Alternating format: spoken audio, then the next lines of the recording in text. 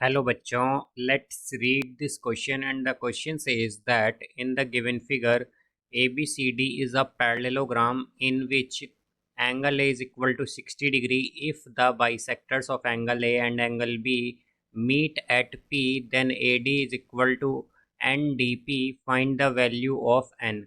तो आइए अब इस क्वेश्चन को यहाँ पर हम सॉल्व कर लेते हैं। इस क्वेश्चन में कहा गया है कि हमारे पास ये जो फिगर गिवन है ABCD, इसमें पैरेललोग्राम है और यहाँ पर एंगल ए 60 डिग्री है। तो और जो बाइसेक्टर्स हैं एंगल ए और एंगल बी के, वो मीट करते हैं पी पर। तो हमें बताना है कि यहाँ पर एन की वैल्यू क्या होगी अगर ए डी इक्वल हो एन डी पी के। तो यहाँ पर हम की कॉन्सेप्ट यूज़ करेंगे, कॉन्सेप्ट दैट इन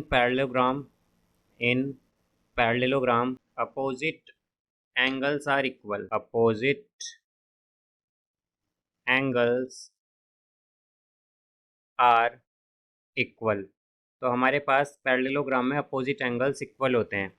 अब यहाँ से हम अगर देखें तो हमारे पास ए पी जो है बेसिकली ये क्या कर रही है, यहाँ पर बाइसेक्ट कर रही है एंगल ए को। तो हम क्या कहेंगे, ए पी क्या है, A P is angle bisector, bisector of angle A.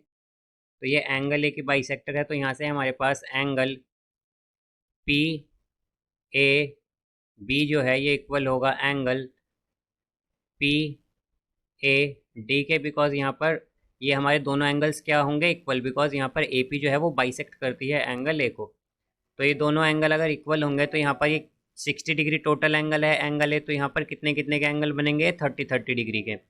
अब यहाँ से हम अगर देखें तो हमारे पास जो एडजेसेंट एंगल्स का सम होता है, एडजेसेंट एंगल्स का जो सम होता है, सम पैरेललोग्राम में, इन पैरेललोग्राम, वो होता है 180 डिग्री, 180 डिग्री होता है वो। तो यहाँ से अगर हम देखें तो angle A plus angle B क्या होगा, 180 degree. Angle A plus angle B 180 degree होगा। तो यहाँ से एंगल बी की, यहाँ पर एंगल ए क्या है, 60 डिग्री। तो यह आएगा 60 degree plus angle B is equal to 180 degree. तो यहाँ से एंगल बी हो जाएगा हमारे पास 120 डिग्री। अब जैसा कि हम जानते हैं कि अपोजिट एंगल्स क्या होते हैं हमारे पास पैरेललोग्राम में, इक्वल होते हैं। तो हमारे पास एंगल बी और एंगल डी क्या होंगे, इक्वल होंगे, यानी कि 120 डिग्री होंगे, बिकॉज ये दोनों अपोजिट एंगल हैं। और हमने की कंसेप्ट में देखा था कि अपोजिट एंगल्स जो हैं पैरेललोग्राम में वो इक्वल होते हैं।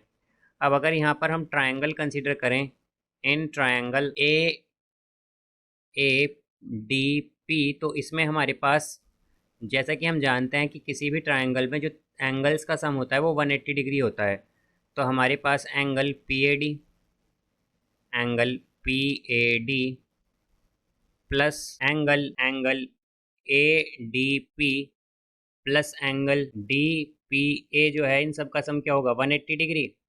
तो यहाँ से अगर हम देखें तो एंगल ए पी डी क्या आया था हमारे पास, P A D, actually angle P A D था 30 डिग्री। तो यह है 30 degree plus angle A D P क्या है हमारे पास, एंगल ए डी पी है हमारे पास। अगर हम देखें तो एंगल डी ही क्या है, बेसिकली हमारा एंगल ए डी पी है। तो ये क्या होगा, 120 degree plus angle D P A, इन सब का सम 180 डिग्री। तो यहाँ से हमारे पास आ जाएगा angle D P A is equal to 180 degree, 180 degree minus 150 degree, यानी कि ये आया है 30 डिग्री हमारे पास। तो एंगल डी पी ए क्या है, 30 डिग्री। अब अगर हम देखें तो हमारे पास एंगल डी पी ए भी क्या है, 30 डिग्री, और एंगल पी ए डी भी क्या है, एंगल पी ए डी, ये दोनों क्या है, 30 डिग्री के एंगल हैं। और हम जानते हैं कि अगर हमारे पास दो एंगल्स इक्वल हों तो बेसिकली जो उनकी साइड्स होंगी वो भी इक्वल होंगी। यहाँ पर हमारे पास जो टू इक्वल साइड्स होती हैं, टू इक्वल साइड्स वो सबटेंड करती हैं equal angles, subtends equal angle. तो वो इक्वल एंगल सबटेंड करेंगी। तो यहाँ पर हमारे पास अगर एंगल डी पी ए इक्वल होगा एंगल पी ए डी के, तो हमारे पास यहाँ से जो ए डी है वो इक्वल होगी डी पी के, ए डी यहाँ पर इक्वल हो जाएगी डी पी के। और अगर हम देखें तो हमसे यहाँ पर क्या पूछा गया था कि अगर ए डी इक्वल है एन डी पी के तो एन की वैल्यू बताइए। तो यहाँ से हम देख सकते हैं कि यहाँ पर एन की वैल्यू क्या हो जाएगी 1, because A D D P का इक्वल है, तो एन की वैल्यू क्या है यहाँ पर 1। So I hope you understood it well. Best of luck. Thank you.